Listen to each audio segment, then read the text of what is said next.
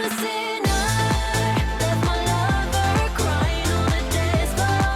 I'm a sinner, I'm a sinner. Welcome back to the letter. Yeah, I'm off. Her rejection at this point? Maybe.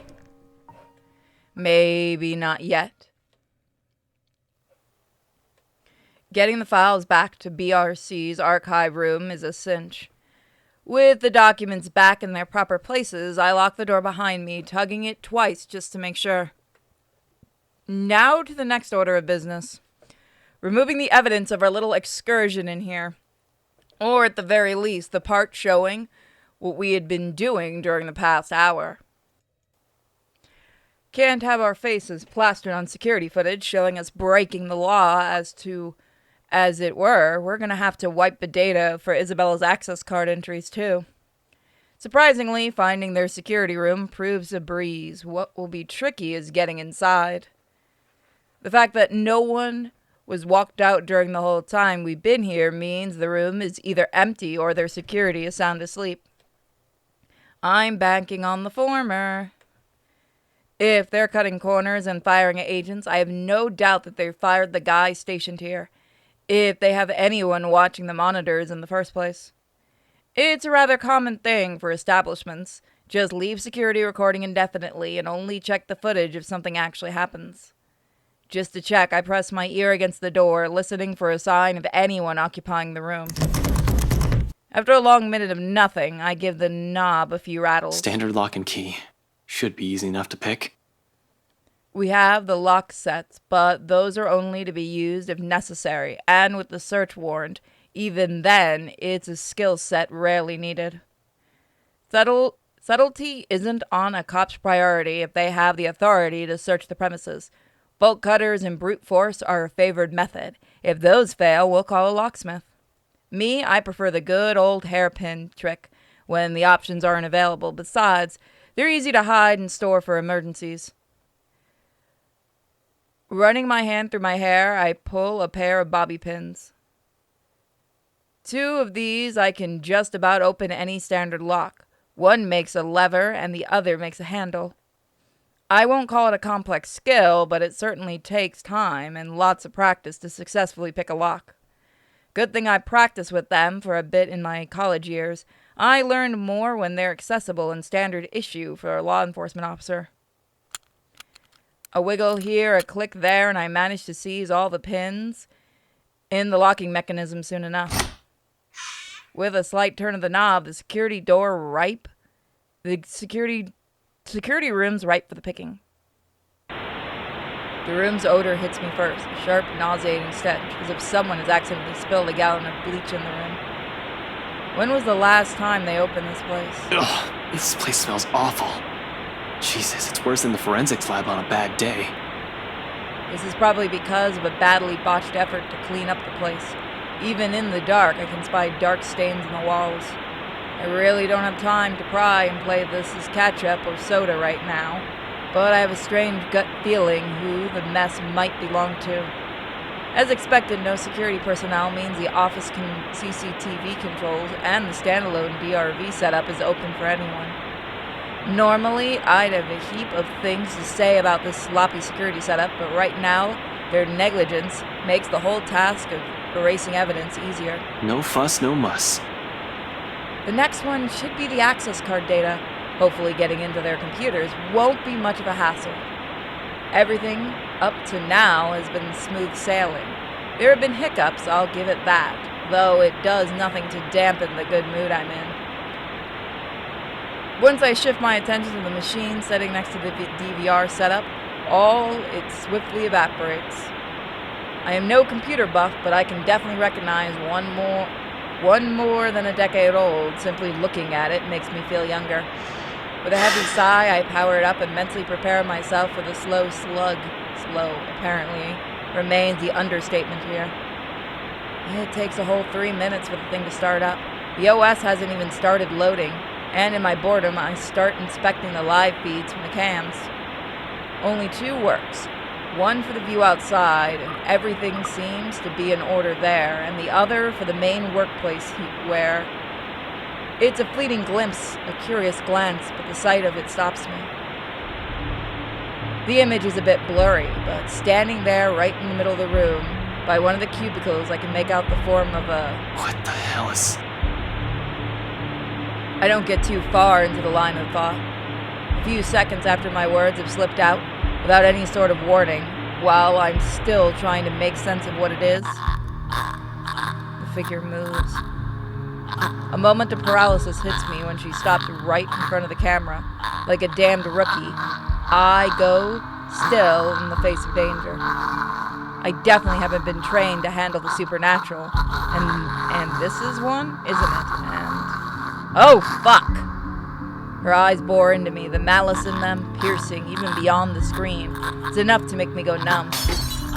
Only the mug crashing to the floor when my hand accidentally takes a swipe at it snaps me out of the trance, reminding me that I am not the only one here. Isabella. It seems she hasn't noticed anything. Am I the only one seeing this? In any case, whatever's happening, I have to get her out of there. Gathering my wits, I quickly reach for my phone.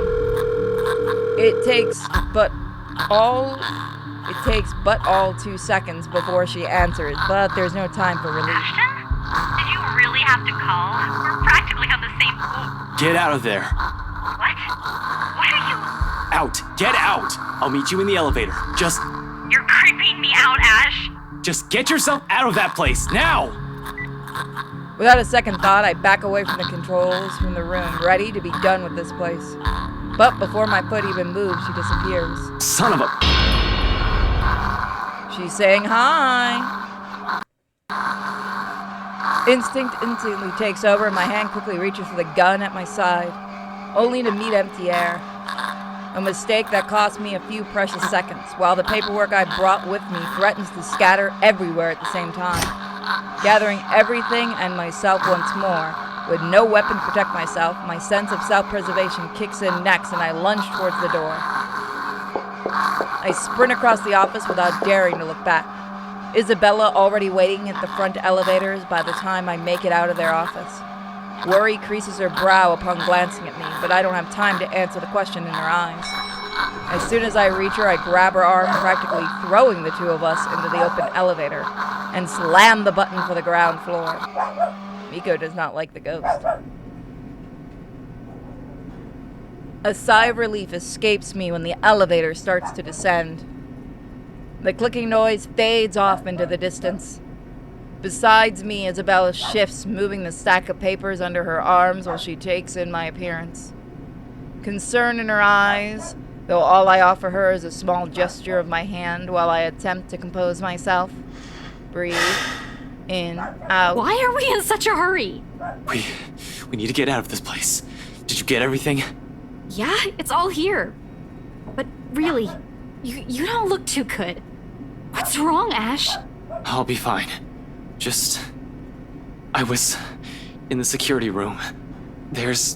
From the monitors, there was a fucking... The rest of what I'm about to say dies on my tongue when the elevator stops and the doors open too. There's a moment of pause while we both take in our surroundings, confusion understandably there. Oh, come on! They should just replace this whole thing! No, I'm quite sure I pressed for the ground floor. Right? But it's just as Isabella said, the elevator always did have problems when I visited in the past. Often she became so angry whenever we tried to get to her floor that she'll have to repeatedly smash the button for the elevator to even move. That was always good for a laugh. I wasn't too worried then, but now... From the distance beyond the light's reach, the noise echoes in my ears along with the rapid pounding in my chest. Isabella stiffens and her eyes grow wide at the sound. Gingerly, she reaches up to grab the hem of my sleeve and grips it. Hard, tight enough for her fingernails to dig through. Her eyes search wildly for the source of the sound while I stand protectively in front of her. Ash, did you hear that? Anyone there? I can hear you moving from here. Show yourself. No response. No response, only the soft sound of something scurrying around the floor and the walls in slow, deliberate movements, faint, though still audible enough in the hush. until it stops. A moment. We need to go, Ash. We have to. Jump scare in 3, 2, and then... This time I'm certain this isn't my imagination. Against my training, my whole body freezes. Hands still mid-press on the button, eyes growing wide while waiting for any sort of movement from further back, and ears strained for the source of the sound. I can't even offer Isabella any reassurance. As much as I hate to admit it, the dread has seeped into every nerve in my body. And the blasted elevator still won't work. This isn't in my fucking training manual! Ash, we need to leave. I know that sound. Ash, please, get the elevator! Another series of shuffling against the ground, of laughter, and all of a sudden, she's just there. Like a twisted spider, she stares at us. A look of hunger in her eyes and venom in the twisted manner she smiles. A glee she has well earned when we're damned flies that have been dropped right onto the spider's web. Ashton! Damn it! Damn it! Without warning, she moves, mocking me with each unhurried crawl she takes, knowing I'm at her mercy. Fucking hell! Ashton, the door! The door! They're gonna do this trope. Our lives are in the hands of a crummy elevator, literally hanging between life and death. We're not going to die here. Not in the damn elevator!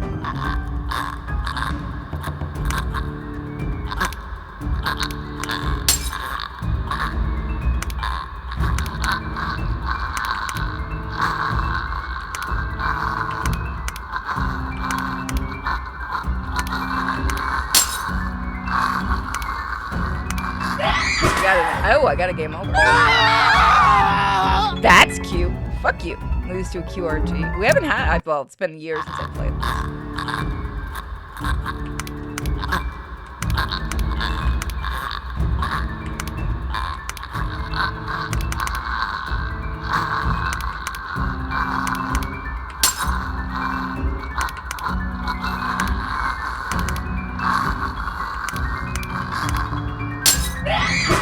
Let me try again. I hate QRTs.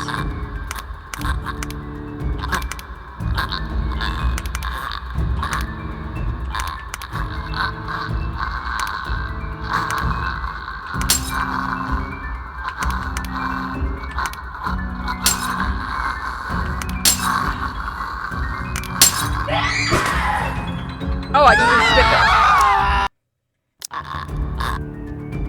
As if divine power has heard me swearing up a storm in my head, the doors close just as the thing looms near. Soon the elevator, the blasted thing, is headed up. Isabel's knees buckle in relief. In 2 ticks, she's hugging herself without any care for the mess of papers and folders she's dropped on the floor in her panic. She draws in one ragged breath after another, each one brimming with nothing but relief. And this is the most I've been tired in my whole damn life. Not during training, when my superior first asked me to drop 100. Not after a stakeout. But after smashing a fucking elevator buttons repeatedly. I slumped to the ground beside her, worn out. But I don't let myself feel relief again. Not until we're done out here. Isabella seems to be of the same mind as she looks at me. Still, I find myself sharing a shaky laugh with her. We're okay. We're fine. Right? Yeah, we're good. Alive. Fuck, we should have taken the goddamn stairs. Twice I've seen it. Thrice. If I include the party. Unless I'm tripping balls without realizing it, there's no doubt in my mind that this is actually happening. I don't want to believe it. But with the truth staring at me in the face, it'll be stupidity to deny the reality of the matter. As soon as the lift hits the ground floor, we hightail it out of the building. Seb's sound asleep as we pass by his station. However, in the face of what we've seen, everything I've faced tonight, we really don't care less who will see us on our way out. The sooner we get out, away from this place, the further, the better. I'm just not sure if that also means being safe. She almost got us. Damn it, the fucking thing almost had us. Shit. It was only by luck that we managed to get the fucking elevator unstuck. Had the blasted thing not worked in the last second. I need some air. fresh, breathable air that doesn't stink like death and gore all at once. I'm panicking, Christ, losing focus.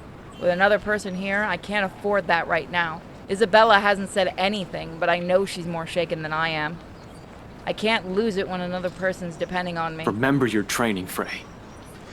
Another deep breath, and soon I'm starting the engine and driving us off. After that little incident, somewhere open would be good.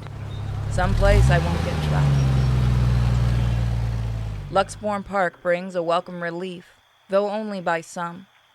The chill that has seeped in my bones is still there, furling and unfurling underneath my skin. If I don't move, if I don't busy myself with anything, soon my brain will go haywire. It's the last thing I want to happen when there are plenty of things to do. But this is already answers all of it, doesn't it? Those deaths. Just how many copies of the letter are out there? Isabella can't be the only one if the people are also getting cursed. Could it be that the one she is showing us is just one of 5, maybe even more? That whole pass this to 5 people business is ridiculous, but at this point, is it still? All in all, we found 21 people who might have read the letter. 7 of them deceased, 8 if we count Cooper. And that's only with what we can find right now. We have no idea how the contractors and specialists hired from outside the company are doing, if we are in a way affected. How many more people are suffering? How many are missing? How many are dead? Can I still even blame the Wrights for this? If anything, they might be in danger as well. I don't think I can wish a curse upon anyone, no matter how big of a douchebag Luke Wright is. There's also that woman. How did we get out of this mess? How do we get away from her? Shit. Still so many things we need to look into. Yet all my body wants to do is pace, burn out whatever excess energy there is in me. Ashton, I'm getting dizzy. Will you sit down? It's the first time Isabella has said anything. She's been sitting quietly since we stopped here. Better and less distracting than watching her nervous habits, I suppose. She certainly seems calm now. Too calm, in fact, for someone who just seen something terrible. But it's been more than a week for her already. People get desensitized to things at a point. Even someone like Isabella, who knows what's going on inside her head, though. Inside mine, there are too many, and none of them would sit still. I'm not going crazy, am I? I saw that. I'm pretty sure I saw that. I didn't inhale anything weird. Just shit. Shit. Isabella, please tell me that wasn't... What I'm not expecting when I turn to her is mirth. One that she could barely contain. You're laughing. Why are you laughing? I'm not quite sure what she sees in my face, but in the next second a laugh suddenly bursts out from her. I'm so sorry. It's just that you should have seen the look on your face back there. Yes, right. Sure. I'm not the one who's panicked. You almost ripped my arm off. Yeah, but... Isabella, this isn't funny. We could have ended up dead. I know, I'm really sorry. But this is just too precious to miss. You really lost your shit for a moment there. You're trying to get back at me, aren't you? Well, I'm not the one who kept calling someone scaredy cat for years. How does it feel? I'm not scared. Really? Because it doesn't seem that way to me. At all. I'm not, all right? I just don't know what to do right now. Immediately after the moment passes, replaced by another tense silence, laughter dies in her lips as everything sinks in. We're in deep shit, and it has finally caught up and hit us like a ton of bricks. Hit me more than anyone. Because she has been warning us for this since day one, and I'm the first person who brushed it off. Despite that, she still reaches out to me, tugging my sleeve almost desperately. Her hands are trembling as if there was a tremor in her voice when she speaks. Without the cheer, only fear remains. One that she has been burdened with from the beginning. We're still going to do something about it, right? Not just stand around and let that thing get us. Unexpectedly, she leans her forehead against my arm and grips, and her grip on my sleeve tightens. There's desperation in there, a quiet plea. don't want to lose anyone anymore, Ash. I wish I could give her that promise. But with so many unknowns, so many things I don't understand about this, how could I? Why she still trusts that I can do something about this baffles me. It all feels wholly undeserved, considering the way I've treated her. Yet, despite my reluctance, I find myself turning her whole and kind. A grasp warm and light enough for comfort. Not a promise, but the closest thing to it. So that's where we're gonna leave it. Things are getting serious, everybody.